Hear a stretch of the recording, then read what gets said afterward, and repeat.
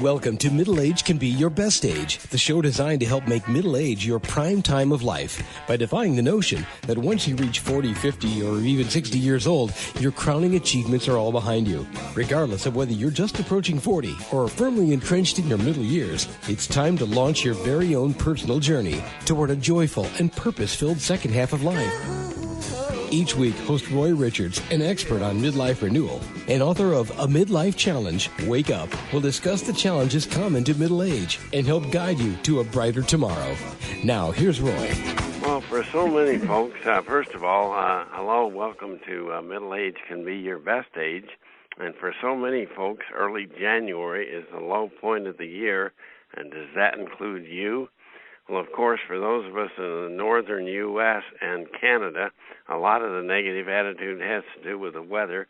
January is the coldest month of the year, and it's often accompanied by one or more major snowstorms. But there's also the issue of post-holiday letdown, maybe for the entire month of November and December, perhaps even beginning as early as Halloween. We've been bombarded with ways to spend time and money in preparation for Christmas or Hanukkah, and then between Christmas and New Year's, we spend a bunch of time thinking about all the great things we're going to do during the new year, and then sadly for most of us, the actual holidays themselves probably are anticlimactic. Christmas Day and New Year's Eve don't deliver the joy and high spirits that we'd been conditioned to expect, and now the joyful expectations for the new year are being tested day in and day out by the harsh realities of routine daily living. And guess what? Actual circumstances for you in 2020 aren't really that different from what they were in 2019, are they? So how many of your New Year's resolutions have you already abandoned, postponed, or simply forgotten about? And my guest today, psychotherapist Dr. Donna Marks, is here to explain why the holiday season for so many has become an addiction, an annual event almost certain to leave you let down and unfulfilled. And more importantly, she's here to suggest how you and I can overcome the post-holiday letdown and rewire our programming with something that can replace regret over post-holiday debt, weight gain, and disappointments with lasting fond memories and a uniformly positive attitude on today and tomorrow, along with a plan of action to help make sure that good things happen. And before I introduce her, here are Dr. Marks' accomplishments.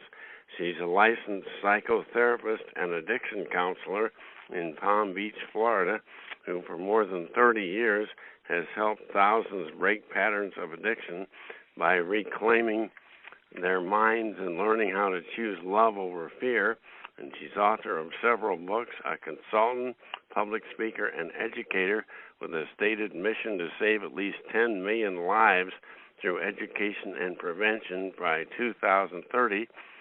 And her latest book, to be released in just a couple of weeks, Exit the Maze, One Addiction, One Cause, One Cure. And hello, Dr. Marks. Happy New Year, and welcome to Middle Age Can Be Your Best Age. Happy New Year to you, and thank you so much for having me on your show and for that lovely introduction.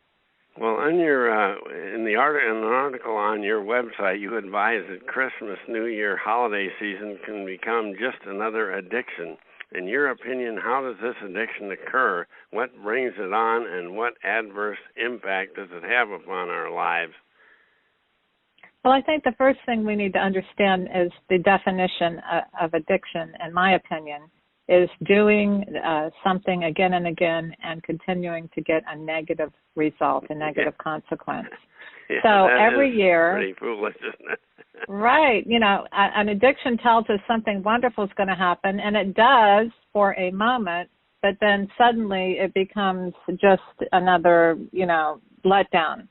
Yeah. So if we keep doing that same thing, the holidays are no different. We begin to feel that we, have this great expectation, and we get that high, just like any other addiction, and then we have that terrible consequence of debt, hangovers, disappointment, this, people aren't doing what I want them to do. This isn't happening like I wanted it to happen. And then there's that depression and letdown. Yeah, it's all about me, what I wanted to happen, and people aren't doing exactly what I wanted them to do.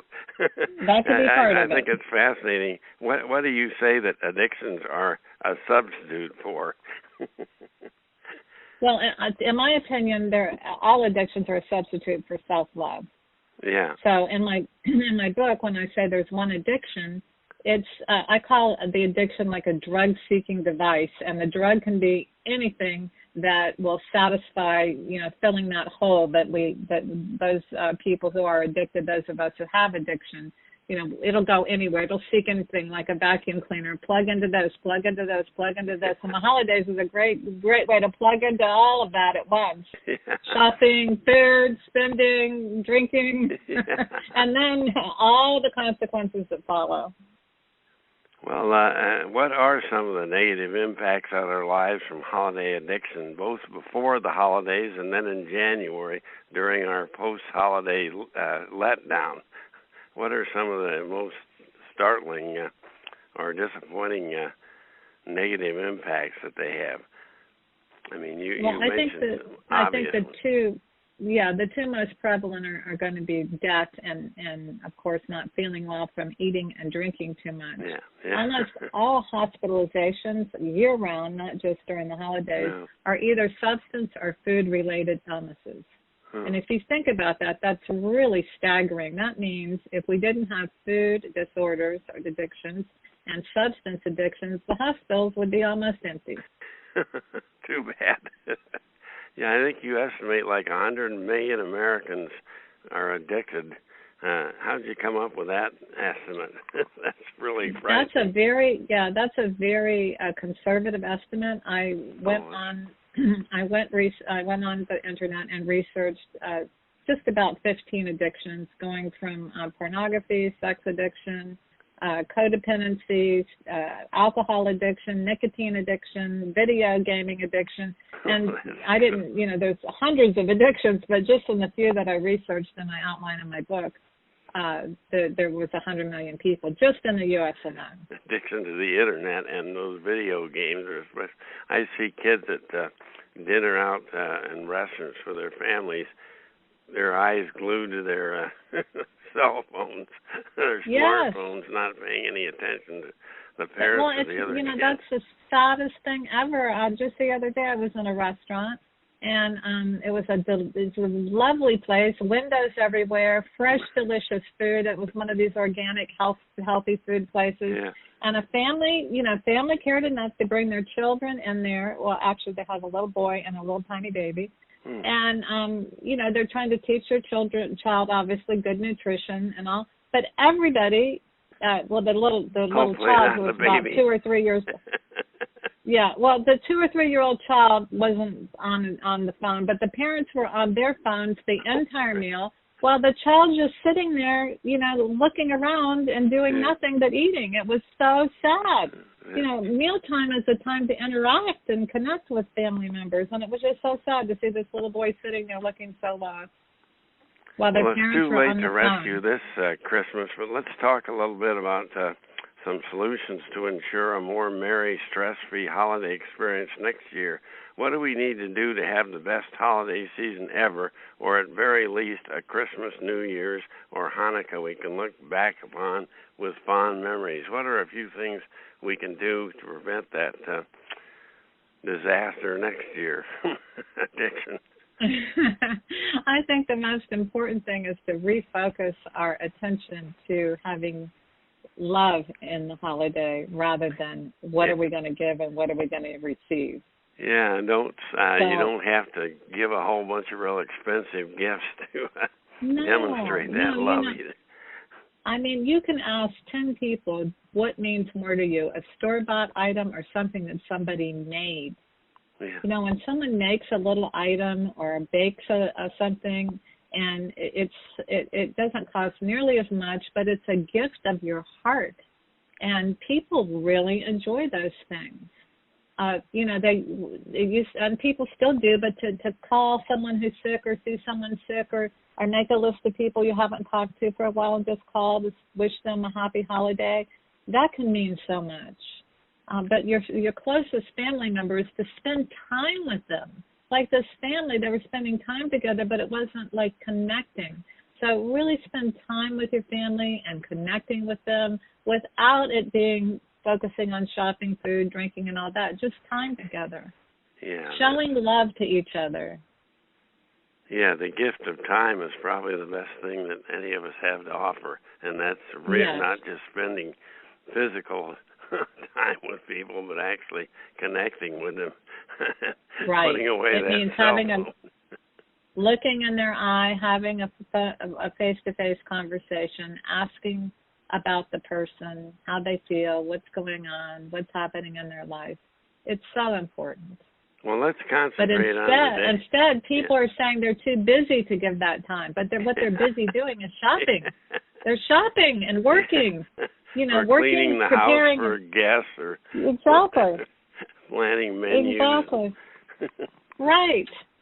Well, let's concentrate on today. Can you offer any suggestions for those of us that are afflicted with the post-holiday midwinter depression blahs, perhaps even depression, now that we've returned to our normal day-to-day routine, parenting, job, community, church, and social obligations? How do we get through normal time, as they call it? Or there something we can do to liven up our outlook in January? Absolutely. So the first thing is the most important thing of all is if you feel like you've messed up, forgive yourself. It's really important not to hang on to that, because that day is gone and today is a different day. And one of the things that I really try to help people embrace is that every moment of every day is a gift. Yeah. So if you're alive, you have every reason to be joyous, even if you screwed up, even if you have a bill that you're going to take forever to have to pay. You can get into the solution of how to do that and how to stop the spending, which could be an addiction and often is. Yeah. And and look around, just around you, even though you may be homebound because of the weather, or you may feel down because of all of this. To focus on what you are grateful for, because every day is that time to share and receive joy and love. Yeah. And then to reach out beyond yourself, and same thing you would do what I would say during the holidays. Call a friend, read a book that's been sitting on your shelf for the past 10 years that you've forgotten you want to read, and you think about it when you're not at home. Yeah. Build a little fire, light a candle, have a cup of tea. These are all things you can do in the cold. It's easy for me to say down here in sunny Palm Beach, but I actually did live in Goose Bay, Labrador for 4 years, so I understand dark, snowy, cold, gloomy weather. What a difference! Yes, there is. But the kindling and the warmth comes from within. Yeah. Well, let's move on to freedom from addiction at any time of the year. The title of your March 2019 book is Learn, Grow, and Forgive, and I would presume these are the 3 steps you promote on the path to freedom from bondage to any addiction. And if we may, I would very like briefly address each one of the 3 steps in turn. The first step is to learn, and in seeking freedom from addiction and a positive outlook on the future, you tell us to focus upon past fears, causes of personal failures, and self-destruction. What do you mean from focusing on what do we learn from focusing on the negatives? Seems like that's the last thing we want to do. Right. I understand what you're saying, but it's not necessarily to focus on the negatives. The point is to focus on what caused us to start doing things that aren't good for us. Yeah, look for the causes, not just Right. And never to blame. Some people say, I don't want to talk about what happened. I don't want to talk about my family. I don't want to talk about my parents. They did the best they could. I love them. They love me. Of course they did the best they could. Yeah. And for, even if they weren't good parents, if there were reasons they weren't good parents. So we don't ever want to blame. It's never about blaming. But at the same time, if we don't explore how that problem began, then we can't fully understand it. If we don't understand it, we can never grieve it. If we don't grieve it, we can never heal it. Yeah, that's so that's the first thing, is to learn what happened, Yeah. To learn what happened, to face that. Not to blame, but to just face it and understand it. Well, then you tell us the second of 3 steps is to grow. But in order to accomplish growth, you tell us to dismiss former dysfunctional guides like anger and guilt. And why are anger and guilt so counterproductive? And how do we dismiss them? And what emotions do you suggest we replace them with? Well, I am a student and a teacher of A Course in Miracles for over 30 years. Oh. And when I say we dismiss these dysfunctional guides, what I'm trying to help people to learn is that we have an inner guide, which comes from love, and then we have a guide also that comes from fear. And so the guides of guilt and anger really aren't real. Someone can feel guilty, but it doesn't stop them from doing the very thing that makes them feel guilty. No. The same voice that tells you, go drink this, go spend that money, go tell that person off, is the same voice that makes you wrong the minute you do it.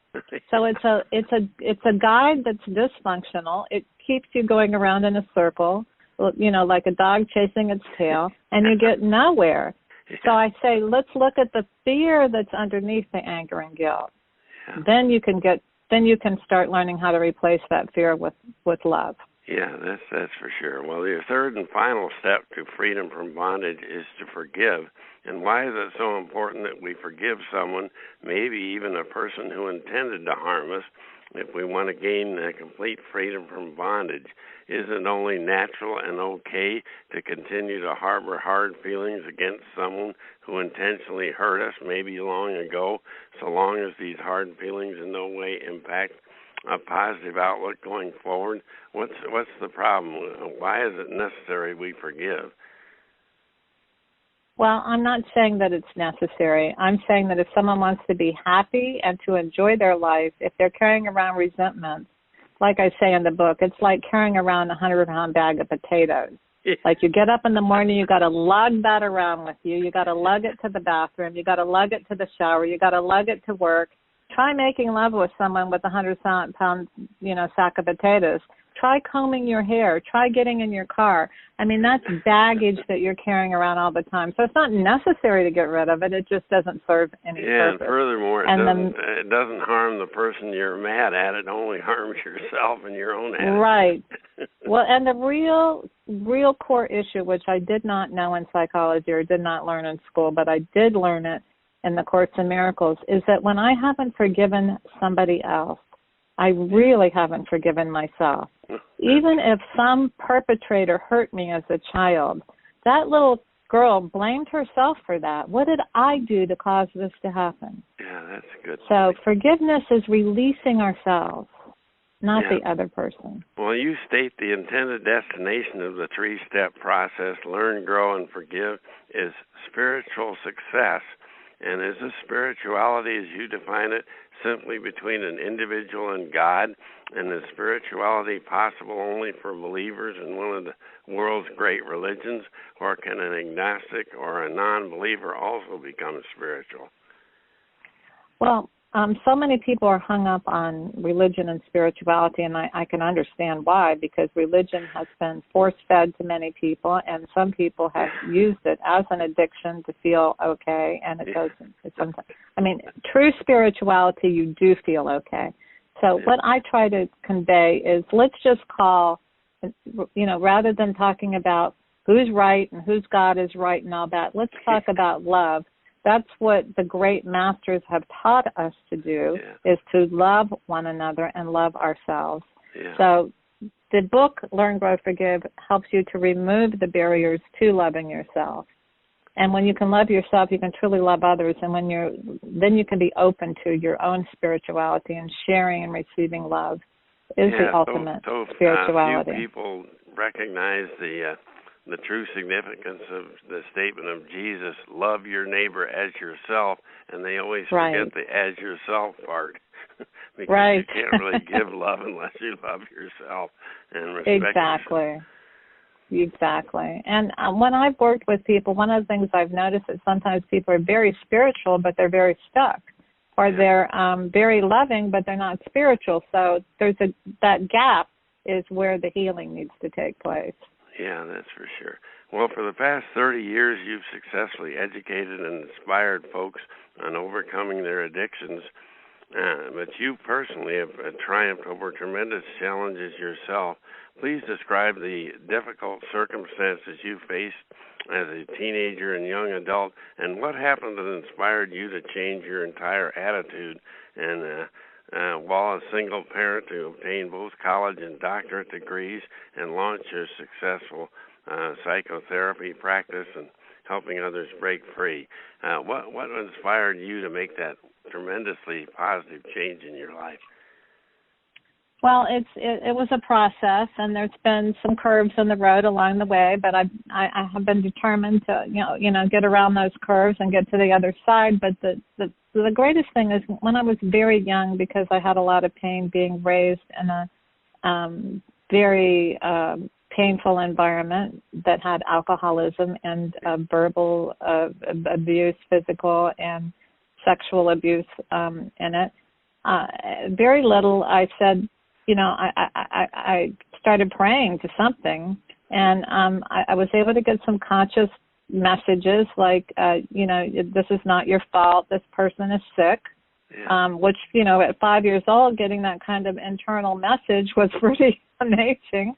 But that voice carried me for quite a while. But as the teens came upon me, and we all know that when we turn into different people when we're teenagers. Yeah. And I've started my own addictions became activated, and I wound up doing a lot of alcohol and getting married very young, having a baby, being divorced by the time I was 18, and I dropped out of high school to do all this. But there was something inside of me that said, you can do better than this.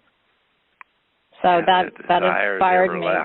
That's wonderful. Exactly. So and that voice has carried me. With those circumstances, just give up and become permanent addicts of something, or really kind of drop out of success. But you refuse to let that deter you. Yeah, it has overcome me at times, but never for long, because I am connected, and my life now is completely devoted to this, and there's just nothing outside of me that has the appeal to me, because I feel full of love, and that hole that the addiction fills just isn't. It's just not there anymore. That's wonderful. I'm full of self-love and caring for myself and others, and having a purpose and meaning in life. And it's been quite a journey. There's been so many things that have happened, and I've survived a lot of tragedy, a lot of disappointments. But to be able to make all of that into enriching experiences to help other people has been the gift. Because usually when someone comes into my office, there isn't much that they've been through that I cannot relate to personally. And that, having when you go through something that's painful that someone's describing, I don't have to tell them I've been through it, but they can sense that there's something between us that isn't present when the best teacher obviously is someone who's experienced the same type of problems themselves and have overcome them. So I can see that. Well, let's talk briefly about your soon-to-be released book, Exit the Maze, One Addiction, One Cause, One Cure.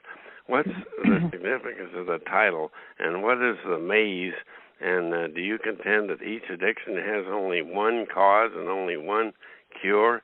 How did you get that title?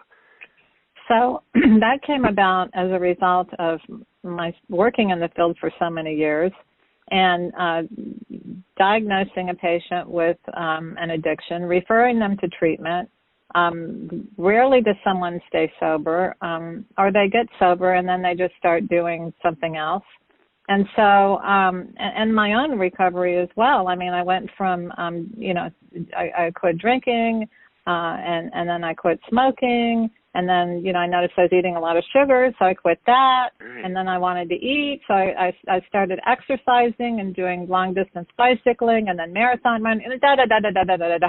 And I never really put it together. The maze then is addiction you're talking about, right? Yes. And there's one addiction. It's the invisible hole. It's that hole that creates this device. I call it a drug-seeking device. It's like a vacuum cleaner it's a vacuum that wants to suck onto anything that will fill that hole. It could be, excitement. It could be video games. It could be sugar. It could be, anything that's going to give you the hit. Okay? It could be the upcoming Christmas holidays, right?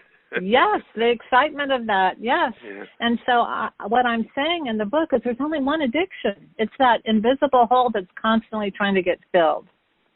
Yeah, and when will your book be available? It's going to be available definitely by the end of the month. We just received our endorsements, and so it's in the final print. The endorsement page. The book is in print, but the endorsement page is being added, and it will be available for Amazon within 2 weeks. Okay, so that's by the end of January. People should be able to find it. And definitely, Amazon probably the best place to go, or yes, definitely. Okay, yes. And if there was one message you would like a reader to take away from your book, what would it be?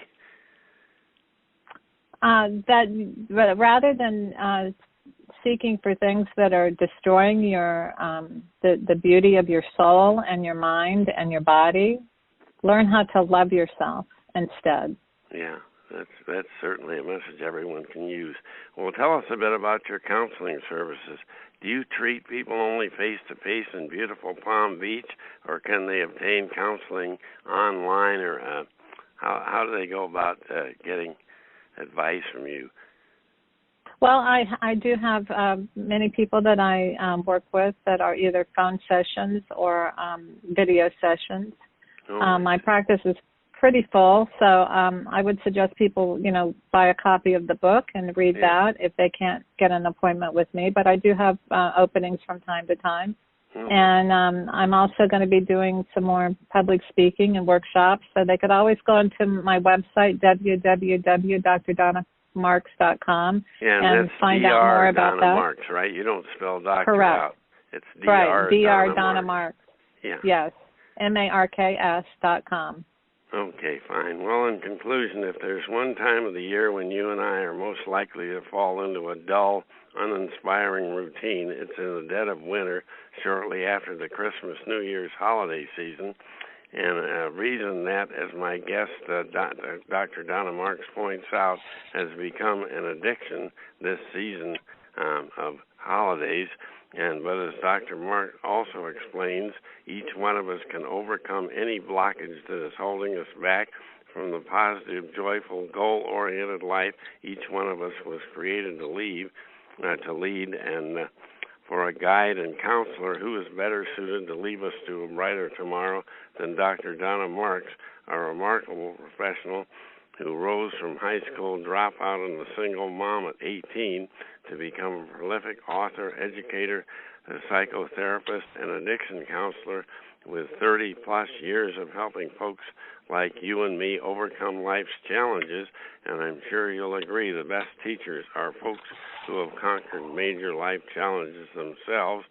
And when it's available, I highly recommend you preview and purchase Dr. Marks' latest book, Exit the Maze, as soon as it's available.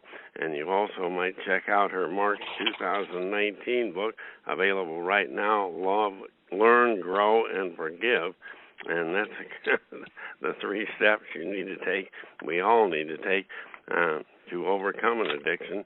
And thank you so much, Dr. Donna Marks, for your inspiring message today.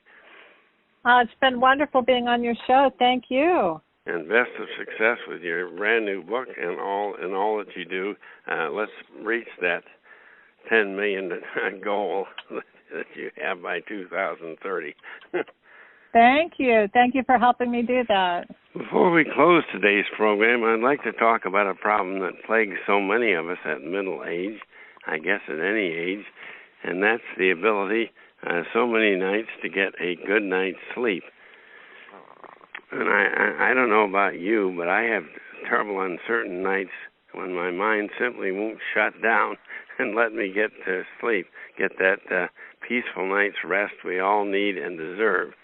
In May 2017, in a Mayo Clinic health letter, I came across 10 tips to better sleep, and I'd like to share those with you today before we go. Mayo tells us you may not be able to control all the factors that interfere with your sleep, but you can adopt habits that encourage better sleep. And here's the first one, and I'd certainly second this one. Forego naps. For some, naps can make it more difficult to fall asleep at night. They tell us if you can't get by without a nap, limit it to no more than 30 minutes. And I'd like to add, watch out for those early evening naps. I find that if I fall asleep after around 6 o'clock, I'm definitely going to have trouble sleeping later that night. Their second instruction is to check your medications. Talk to your doctor or pharmacist to see if any of the prescription medications you're taking may be contributing to your insomnia. Also check the labels of non-prescription products to see if they contain caffeine or any other stimulants. The third tip, exercise and stay active. Activity helps promote a good night's sleep. Get at least 30 minutes of moderate exercise each day. Of course, they tell you to do that anyway at Mayo, but make sure you do so a few hours before bedtime. And I can second that. If you exercise vigorously right before you go to sleep, it's pretty tough to calm down and get the rest you need. So get that exercise at least by the afternoon. And here's another one. I don't like too much of this one. Avoid or limit caffeine and alcohol. Caffeine and alcohol can make it more difficult to achieve sound sleep, so make it a point not to have any caffeine after lunchtime. I generally try to do that, but that one gets a little tough. And make it be aware that sources of caffeine other than coffee, there are sources of caffeine other than coffee, such as tea, some sodas, and chocolates. And alcohol, I used to think that helped you get to sleep at night, but it does not contribute to a restful night's sleep, according to this report. And here's another suggestion. Keep bedtime snacks small. Eating too much late in the evening can cause stomach upset and digestion problems that may keep you awake. And too much fluid before bed, we all know that what that causes, a lot of trips, wake-up calls during the night to traipse down the hall to the bathroom, and we certainly don't want that. Here's another good one. Relax before bed. Try to put your worries and concerns aside. I know at times worries surface throughout the night. Some of them aren't even real. I just dream of a problem. But address those worries earlier in the day so they don't keep you up at bedtime. And here's a strange one. Beware of electronics. The light from TVs, computers, and cell phones can disturb your sleep, so don't bring them into your bedroom. I know I have a big TV in our master bedroom, and both of us like to watch it sometimes late in the evening, but we probably should stay away from especially news programs that might disturb us with national problems they talk about. And I like this.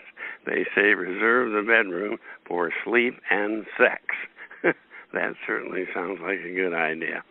Another tip is stay on schedule. Keep your bedtime and wake time consistent from day to day. I know people like to sleep in on the weekends, but they tell you not to do that, including the weekends. You should get up at about the same time and go to sleep about the same time. And they tell us to hide our clocks. Now, I don't particularly want to hide. I like to have a clock right by the bed, so if I wake up, I can see what time it is. But they tell you just to set an alarm clock so that you know when to get up, but avoid checking the time so that you don't worry about it and what time it is until you actually get up. I'll leave it to you whether you follow that suggestion or not. And here's the final one, and I strongly endorse this one. Don't try to sleep. You ever wake up during the night and say, I've got an important day tomorrow, and I've got to get some sleep. I just must do it. And the more you try to sleep, the harder it becomes to actually get to sleep. If you can't sleep, get out of bed and read or listen to some soothing music and not late-night television. And they tell us to do it in a different room. I don't know if that's necessary, but that's what they tell us anyway. And once you're feeling sleepy, return to your bed and turn off that whatever you have on. Well, that's our program for today. For our roadmap to a joyful and productive second half of life, please preview my book, A Midlife Challenge Wake Up by Roy C. Richards, and you'll find it at Amazon.com and BarnesandNoble.com, and through our website, MiddleAgeRenewal.com, and it's available both in printed and ebook format. And that's our program for today as we charge forward through life.